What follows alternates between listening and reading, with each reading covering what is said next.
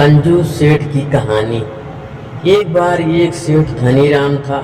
कंजूस इतना था कि किसी को खाना तो क्या पानी तक पीने को न दे, कौड़ी कौड़ी जोड़ कर रखता था।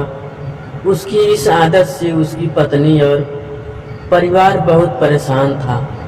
उसकी पत्नी उसे बहुत बार समझाने का प्रयास कर चुकी थी, लेकिन किसी भी बात का उस पर असर कोई प्रभाव न पड़ता। एक दिन उसके नगर में एक सिद्ध महात्मा आए।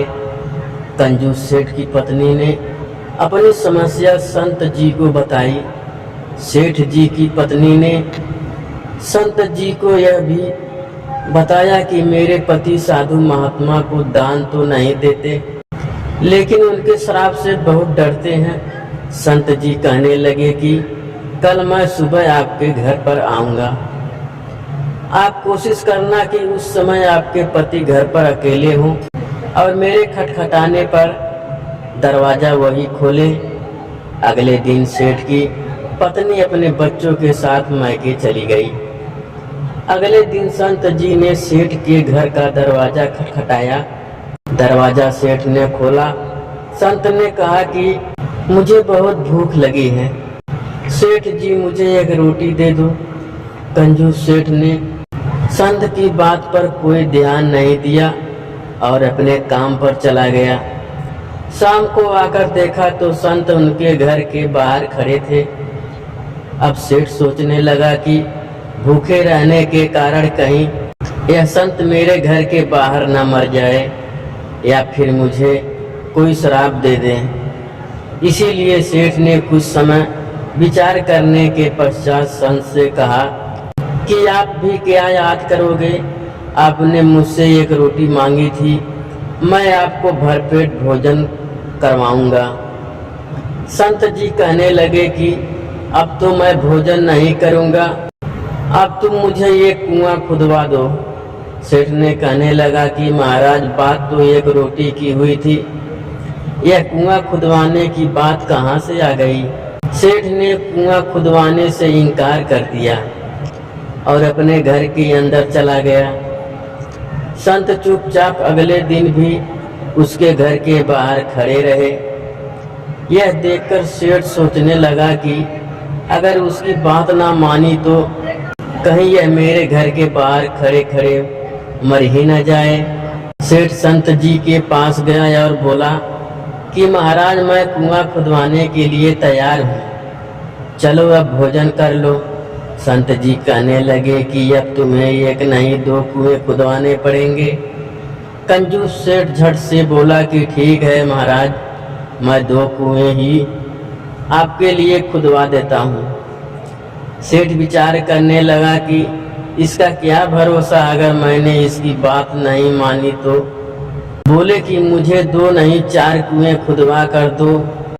इसीलिए समझदारी इसी में है कि इसको 2 कुएं खुदवा दूं। दोनों कुएं अब तैयार हो गए तो सेठ ने कहा कि संत जी आपके दोनों कुएं तैयार हैं। संत कहने लगे कि एक कुएं की जिम्मेदारी मैं तुमको सौंपता हूँ, जिसमें से सभी गांव वालों को जितना पानी चाहिए उतना भरने देना, कोई भी एक बूंद पानी ना निकाल सके, इसका ध्यान रखना। मैं कुछ दिनों के बाद आकर अपने दोनों कुएं तुमसे वापस ले लूँगा। कंजूस सेठ ने जिस कुएं से संत जी ने कहा था कि कोई एक बूंद भी पानी ना निकाल पाए, उस पर ढक्कन लगा दिया और दूसरे कुएं को संत के कहने पर पूरे गांव के लिए खोल दिया। गांव वाले जितने जरूरत होती उस कुएं से पानी निकाल लेते। कुएं के शीतल जल से पूरे गांव वाले संत जी का गुणगान करते रहते। कुछ महीने बाद जब संत जी उस गांव में वापस आए तो सेठ से कहने लगे कि दूसरे कुएं से ढक्कन हटवा दो। अब कुएं का ढक्कन हटाया गया तो एक तो उसमें पानी नहीं था, दूसरे उसमें से दुर्गंध आ रही थी। अब संत जी कंजूस सेठ को समझाने लगे कि जैसे खुले कुएं में से पूरे गांव ने पानी निकाला, लेकिन फिर भी ना तो पानी कम हुआ और ना ही उसकी शीतलता में कोई कमी आई। जबकि दूसरे कुएं से पानी नहीं निकाला गया तो वह कुआं सूख गया और उसका पानी सड़ गया। ऐसे ही धन की गति भी कुएं के जल की तरह है। जिस कुएं से लगातार पानी निकलता रहा उसका स्तर और बढ़ता रहा, लेकिन जिस कुएं से पानी नहीं निकाला गया वह सूख गया और उसमें से दुर्गंध आने लगी। ऐसे ही अगर तुम जमा किए हुए धन का उपयोग नहीं करोगे तो वह धन दौलत निरर्थक हो जाएगी या फिर कोई और उसका दुरुपयोग करेगा। इसीलिए धन दौलत का भी समय रहते हैं, दुरुपयोग स्वयं अपने हाथों से करना चाहिए। अब संत जी की बात सेठ धनीराम को अच्छे से समझ आ चुकी थी।